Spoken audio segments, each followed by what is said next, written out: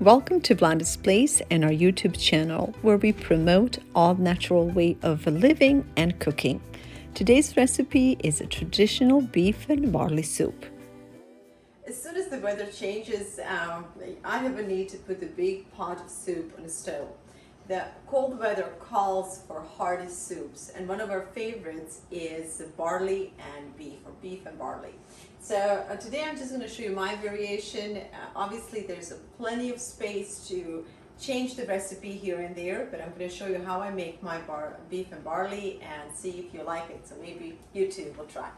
Good beef broth is the key, and to get both a good meat and a good broth, I'm going with these beef shanks.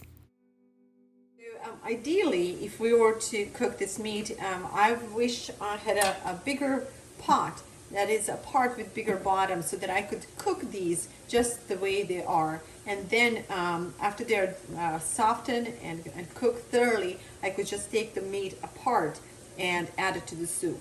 But since our pot has a smaller bottom, I'm going to go ahead and separate some of these pieces. Not just that I'm going to remove the meat, I'm also going to try to get rid of some of these membranes on side. You see, it would be good to get rid of that as well.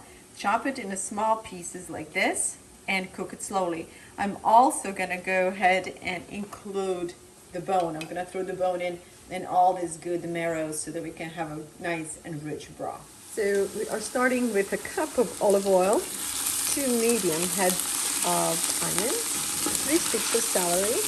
I also have a little bit of celery root in here and about 4 to 5 cloves of chopped garlic. Vegetables look beautiful, and I don't know if you can see it, but they're nice and golden brown, and this is a good time to start adding meat. Okay, so we have all the meat inside, including the bone part, and now it's time to simmer the meat. The beef shanks are delicious, but they have to be cooked properly, or otherwise they will be tough. Cooking them too fast could turn them to be tough. So before we add anything else, we want to make sure the meat is almost all the way cooked, because it really needs that little extra time and little extra care, because it will make a huge difference on the end when you serve your soup. So with that said, we want to simmer the meat. We're not frying it, we're simmering it, meaning that at any point you do have to have a certain amount of moisture in the pot. So this right now looks perfect. You see, we have some fluids, and I will be checking periodically on the pot to make sure that we maintain this amount of fluids so the meat is cooked with steam and with the fire itself.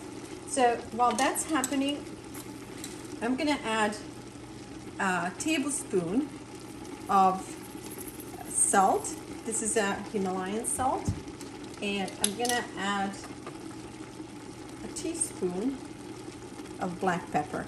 Now we are going to assess flavors towards the end, but for right now we have pepper and salt, and I'm going to add 4 bay leaves.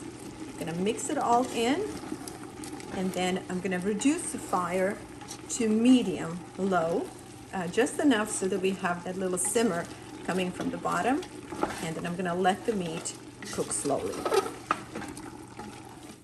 While meat is simmering, I'm going to prepare and pre-cut 1 medium butternut squash. This has been on the stove for a good 40 minutes, almost an hour, on a nice and steady simmer with slowly adding some water. Meat is nice and soft right now, so the next step is to add our squash. And we're going to cook this for just a little bit, because we don't want to overcook it. And 5 minutes into cooking, I'm going to add barley and pour warm broth over it and let it simmer once again. Okay, now it's time to add barley, and I'm adding about 1.5 cups of barley along with a teaspoon of paprika. You can use smoked or Hungarian, either way it would be good. Now all that's left to do is to add broth. make sure broth is preheated, and if you can use a beef broth, that would be better. I didn't have it, so I'm going with the chicken broth. So make sure that you add broth, and after that we're going to add okra. Once the soup is done, the barley will continue to absorb the moisture, so we're going to have this thick stew almost like. So what I want to do is add some more water. So far we have 13 cups of water in here, and I'm going to go ahead and add probably 3 more, and then I will just finish up the soup with some additional spices, some green onions, parsley, garlic, and some okra. About 6 to 7 minutes prior to finishing the soup, you want to add okra. Okra, like barley, will also enhance the broth. It will make it thicker. Okra has this gooey texture, and it's going to make this soup extra creamy. Okay, so let's finish it. The last thing to add would be extra salt, extra pepper, or stuff per your taste, basic spices. And here I have a nice small bunch of fresh parsley and a bunch of green onions. So I'm gonna add that. Also, I'm gonna throw in just a little bit of this chili paste, just for the spice. It's optional. And to add a little bit of acid to the soup, I'm gonna add just a little bit of sriracha. I can't wait to try it. Ideally, you wanna let the soup chill for maybe, or just to cool off a little bit, maybe 15-20 minutes. But I'm hungry and anxious to try it. Looks so good. And a slice of this homemade pumpkin sourdough. And now you're ready to enjoy it, not just today, but for weeks to come, because this soup will freeze well. Hearty meals like these should never go out of style, and I'm on a mission to bring these old recipes back to life and back in style.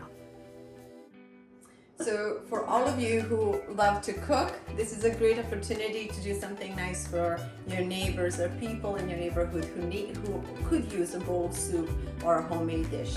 So if you feel blessed that you have enough food in your home and you're already investing time in cooking, make a little extra and share it. This could make somebody's day, and this is a perfect way to show people around you that you care. Thank you all for watching, and thank you to all of our subscribers. My name is Vlada Vladic. I'm a founder of a charitable organization called Vlada Seeds of Life, whose mission is to help reconnect American families and communities. Our television program called Cooking and Kids is currently airing in over 40 states and on 270 television stations. To find out more, please visit vladav.com.